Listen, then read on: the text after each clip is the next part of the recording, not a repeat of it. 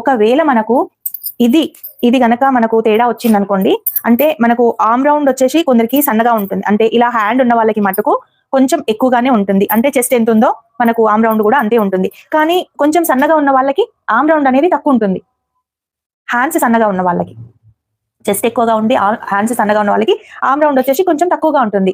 అలాంటప్పుడు మనం ఇలా తీసుకోవాలి, వాళ్ళ బ్లౌజ్ ఉంటుంది కదా, వాళ్ళ బ్లౌజ్ అంతా మనం ఇలా కొలుచుకొని తీసుకోవాలి. ఒకవేళ వాళ్ళ బ్లౌజ్ తప్పు ఉంది, అయినా కుదరట్లేదు, మాకు అన్ని ప్రాబ్లమ్సే వస్తున్నాయి, ముడతలు వస్తున్నాయి అంటే తప్పకుండా మనము వాళ్ళ ఆర్మ్ రౌండ్ ఎంత, వాళ్ళు కనుక కస్టమర్ కనుక మన దగ్గరికి వస్తే అలాంటి ప్రాబ్లమ్స్ అన్ని చెప్తే మనం చంక రౌండ్ ఎంత ఉందో మనం ఒకసారి కొలుచుకోవాలి.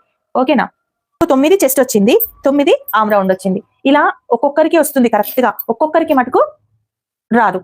సో మనం మాత్రం తప్పకుండా కట్ చేసుకునేటప్పుడు ఖచ్చితంగా ఆర్మ్ రౌండ్ చూసుకొని హ్యాండ్ చూసుకొని కట్ చేసుకుంటేనే ఫిట్టింగ్ కూడా మనకు కరెక్ట్ గా వస్తుంది. అంటే కొత్తగా నేర్చుకునే వాళ్ళకి ఏంటంటే చంక ఎక్కువయ్యి, చేతి తక్కువయ్యి, మళ్ళీ ఈ చెస్ట్ ఎక్కువయ్యి, ఈ చంక కూడా ఎక్కువైతే ముడతలు వస్తుంటాయి, వెనకాలకి లేస్తుంటుంది, అన్ని ప్రాబ్లమ్స్ ఏనండి. ఇంకా బ్లౌజ్ పర్ఫెక్ట్ గా కుదరదు, ముందు కన్నా ముడతలు వస్తుంటాయి, వెనకనన్నా షోల్డర్, మెయిన్ చంక కరెక్ట్ గా కూర్చుంటేనే షోల్డర్ కూడా కరెక్ట్ గా ఉంటుంది.